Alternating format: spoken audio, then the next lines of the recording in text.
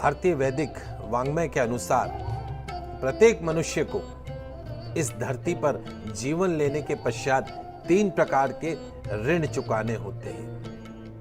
पहला ऋण, आप इस धरती पर आए हैं, आप सिर्फ भोग के लिए नहीं आए हैं, 3 ऋण चुकाने के लिए आए हैं। पहला जो ऋण है वो है देवताओं का ऋण, दूसरा जो ऋण है वो आपके ऋषियों का ऋण है, तीसरा जो ऋण है वो माता का ऋण है, पितृ ऋण है। पितृपक्ष के श्राद्ध यानी 16 श्राद्ध साल के ऐसे सुनहरे दिन हैं जिनमें हम उपरोक्त तीनों जो ऋण है हमारे, देवताओं का ऋण, ऋषियों का ऋण, माता पिता का जो ऋण है, उससे मुक्त हो सकते हैं। कैसे? श्राद्ध प्रक्रिया में शामिल होकर।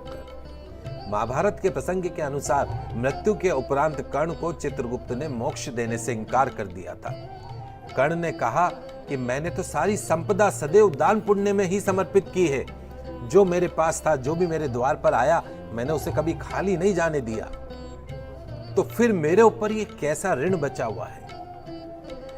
चित्रगुप्त जी ने जवाब दिया कि राजन, आपने देव ऋण, ऋषि ऋण तो चुका दिया, लेकिन आपके ऊपर अभी भी पितृ ऋण बाकी है। दोस्तों, ये जो मनुष्य जीवन जो हमें मिला है, 84 लाख योनियां पार करने के पश्चात में मनुष्य जीवन मिला है। कुत्ते बने, बिल्ली बने, सांप बने, हमने क्या क्या योनियां पार नहीं करी। उन सभी योनियों को पार करने के बाद अंतिम जो योनि मिली है वो ये मनुष्य की योनि मिली है। इस योनि में सिर्फ भोग और आनंद नहीं है, इस योनि में आपको ये ऋण चुकाने हैं। अगर आपने इस ऋण को नहीं चुकाया तो वापस 84 लाख योनियों में भुगतते रहे।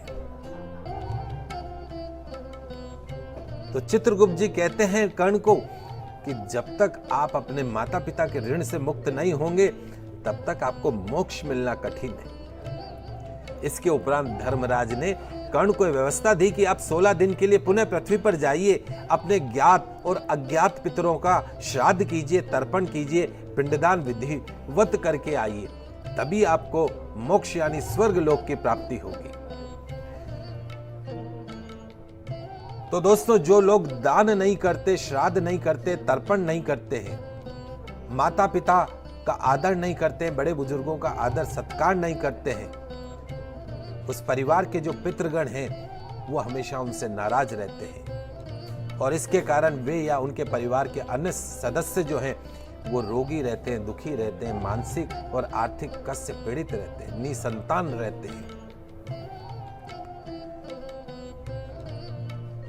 जीते जी तो माता पिता को हमने पूजा नहीं, मरने के पश्चात भी हम उनका श्राद्ध नहीं करते। धिक्कार है मनुष्य जीवन।